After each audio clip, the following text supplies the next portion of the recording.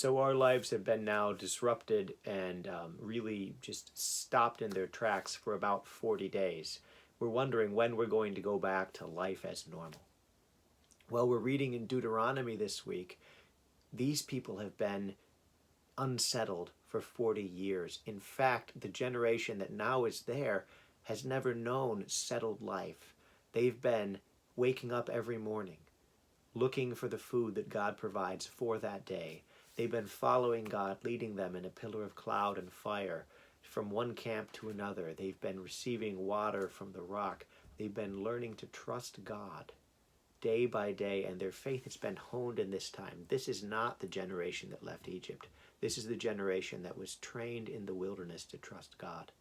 And now God is calling them out of the wilderness into the promised land. And Moses is saying, oh boy, as you go now and you start to experience some real comfort, as you go and settle in houses and enjoy the food that grows from your fields and experience this real comfort, do not forget the God who has been training you all these years in your unsettled life to trust him. Don't forget him now. It turns out that comfort isn't always good and suffering isn't always bad. The fruit of it is really what matters. But in the book of Job, which we've been reading now for a few weeks, we've seen that framework of conventional wisdom that suffering is bad. And so Job's friends say, you're suffering. You must have sinned. And Job is saying, no, I haven't sinned. I'm innocent. Really, I am. And now we see a new character steps up. His name is Elihu.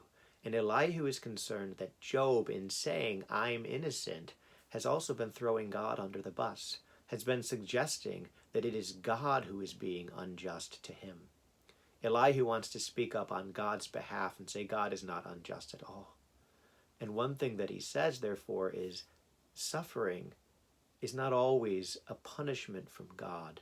Sometimes God sends trials to people to humble us. He sends them to us to keep us from the way of destruction. And so these can be something that are very truly from a good God.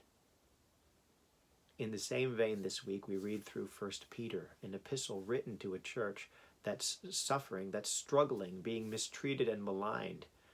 And Peter says that your faith is going to be found genuine through this suffering.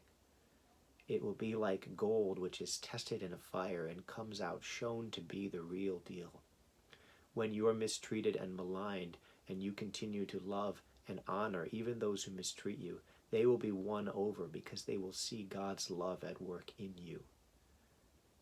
This is also what we hear from Jesus, with such compassion for those who suffer, healing the sick all the time, coming to those who are mistreated. He says that it is you who are poor, you who are hungry, you who are weeping, you who are mistreated and abused, you are the ones who are blessed. And he invites them to a life of loving those who harm us. He invites them to the life of doing good for those who persecute us.